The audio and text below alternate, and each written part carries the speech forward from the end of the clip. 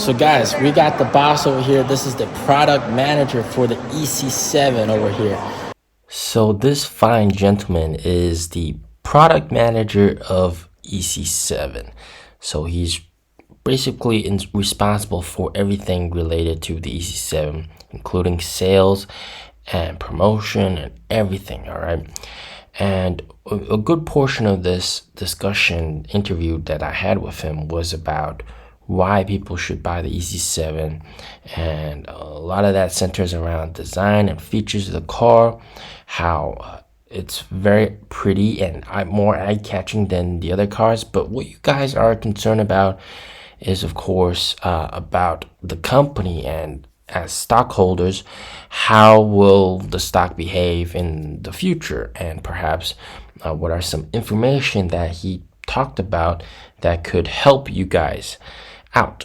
All right, so one of the few questions I asked him was, are you under a lot of pressure? All right, because of course, naturally, as the share price isn't at all-time highs anymore, and also, there's a lot of competitors and also deliveries, perhaps he's under a lot of pressure. But he said there's definitely pressure, but no matter how much pressure William Lee puts on him, you're not even gonna get like 10% of the sales of the ES6, because this car is a very niche car, and its sole purpose is to fulfill the super high-end customers, the ones with a lot of money and want a specialized design to show off their unique personality.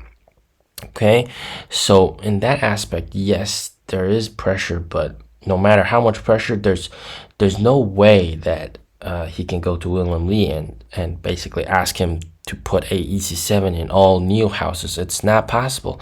All the NIO houses all display the best-selling vehicles, of course, to help with sales.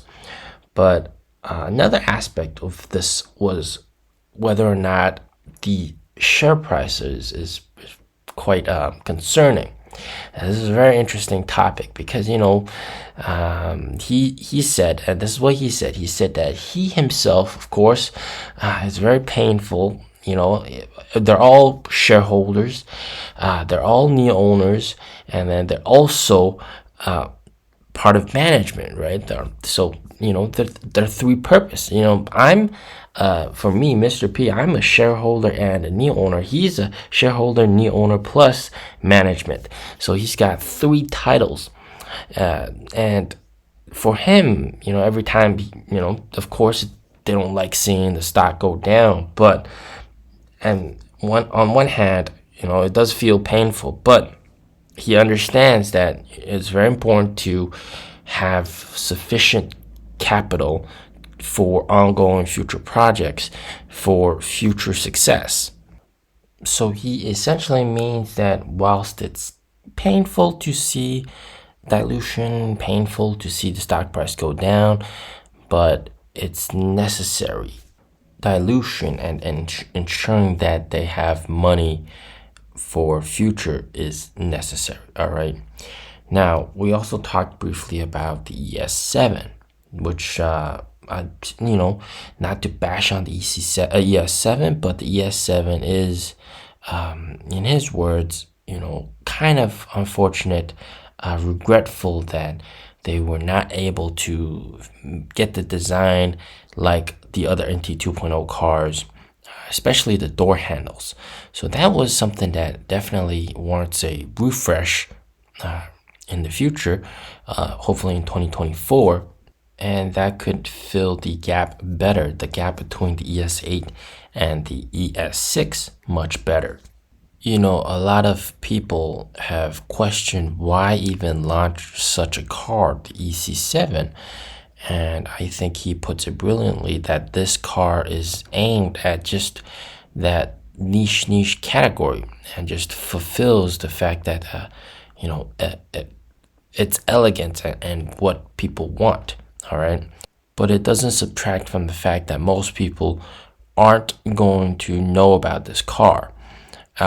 When I go to the stores and try to sell NIOs, some people like the EC6, I tell them, there's also EC7, and they're like, what, a EC7? They kind of get confused. Obviously, in most showrooms, in smaller NIO houses and small NIO spaces, you're not going to have the EC7 over there, only in the bigger ones. So some customers will not even know about this car's existence. So the whole entire purpose of events like this, and also what his job is primarily, is to get this car out there and let people be able to see it, appreciate the design and how it looks, and get people interested in, first of all, the beauty of NIO, but also, the NIO as a company as a whole, and get them interested. Now, in terms of the stock price, it is very depressing to look at around 7.95 as of recording this video. Lower than 8. Oh my God. Yeah, last time we were around this level was back in May, when deliveries were absolutely terrible.